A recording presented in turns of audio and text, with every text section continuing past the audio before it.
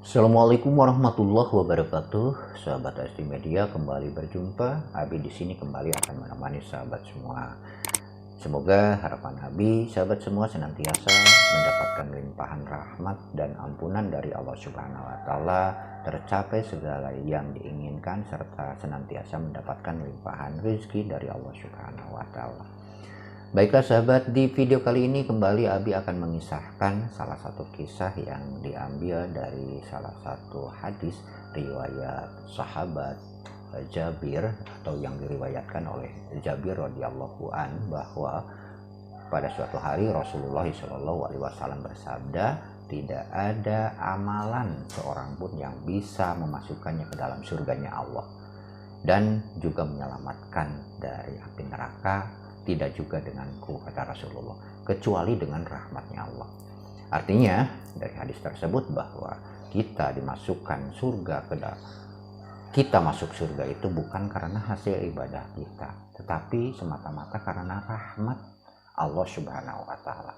Jadi kita tidak perlu bangga, kita tidak perlu sombong dengan apa yang bisa kita lakukan ketika kita bisa beribadah di dunia ini, karena semata-mata itu adalah rahmat dari Allah Subhanahu wa Ta'ala. Berhubungan dengan hal tersebut sahabat, ada salah satu kisah ya, bahkan ada hubungannya dengan hadis tadi. Ada seorang lelaki yang disampaikan kepada Rasulullah SAW melalui malaikat Jibril bahwa Allah Azza wa Jalla memiliki seorang hamba yang telah beribadah selama 500 tahun di salah satu pulau, yang di dalam pulau itu sudah dilengkapi dengan mata air yang jernih dan juga makanan dalam bentuk buah delima yang selalu berbuah ya, tanpa henti-hentinya. Sehingga setiap hari ketika turun dari tempat ibadahnya, ahli ibadah tersebut bisa berwudu, minum, dan juga makan untuk bisa mendapatkan kekuatan untuk beribadah kepada Allah Subhanahu wa Ta'ala dengan buah delima tersebut. Jadi alhasil ahli ibadah tersebut tidak perlu berusaha untuk mendapatkan makanan karena semuanya telah dipenuhi Allah Subhanahu wa Ta'ala. Abid tersebut atau ahli ibadah tersebut fokus beribadah sehari-hari kepada Allah Subhanahu wa Ta'ala, sehingga tanpa terasa sudah mencapai 500 tahun. Akhirnya Allah mencabut nyawanya dan memutuskan untuk memasukkan dia ke surga dengan rahmatnya. Masuklah engkau, Allah berfirman, masuklah engkau dengan rahmatku. Tetapi hamba tersebut meminta bahwa dia ingin dimasukkan dengan amalnya.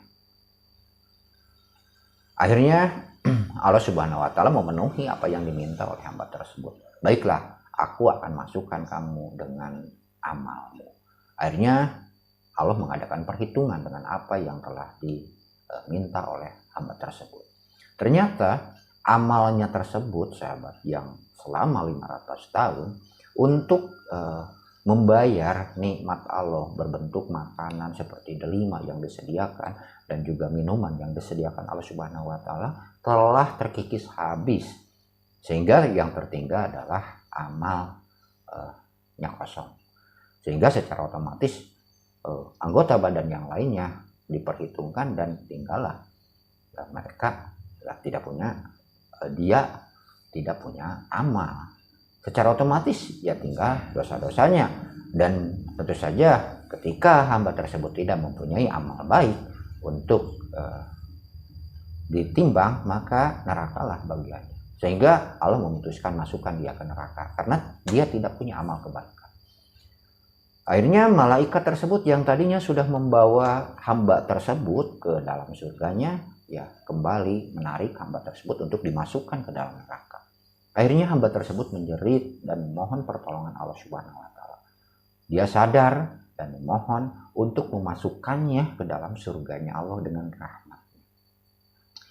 Akhirnya Allah memenuhi dan memanggil hamba tersebut. Sekarang kami mau bertanya kepadamu, siapakah yang telah memberikan umurmu selama 500 tahun? Engkau ya Rabbu. Siapakah yang telah memberikan makanan, yang menyediakan makanan dan minuman selama engkau beribadah? Engkau ya Rabbu. Siapakah yang telah memberikan kesehatan sehingga engkau bisa beribadah? Engkau ya Rabbu. Nah, dengan demikian itu adalah nikmatku, kata Allah Subhanahu wa taala. Jadi, sadarlah dia bahwa ternyata ibadahnya selama 500 tahun tidak ada artinya sama sekali dibandingkan dengan rahmat Allah Subhanahu wa taala. Dengan demikian, kita bisa mengambil hikmah dari cerita tersebut bahwa ketika kita beribadah kepada Allah Subhanahu wa taala, sahabat, bukan karena semata-mata kemampuan kita. Itu adalah karunia dari Allah Subhanahu wa taala. Begitupun ketika insya Allah kita masuk surga nanti, bukan karena ibadah kita, tapi semata-mata karena keadilan dan rahmat Allah Subhanahu wa taala. Semoga dengan adanya kisah ini kita semua sadar dan semakin bersyukur atas apa yang telah dikaruniakan Allah kepada kita semua, dan semakin meningkatkan ibadah kita, ketakwaan kita, keimanan kita kepada Allah Subhanahu wa taala. Baiklah sahabat, itulah yang bisa Abi sampaikan di kesempatan saat ini. Semoga bermanfaat. Sampai jumpa di lain video, dan jangan lupa untuk terus mendukung channel ini dengan cara subscribe, like, dan juga share, dan juga silahkan tinggalkan komentar. Sampai jumpa, mohon maaf atas segala kesalahan. Wassalamualaikum warahmatullahi wabarakatuh.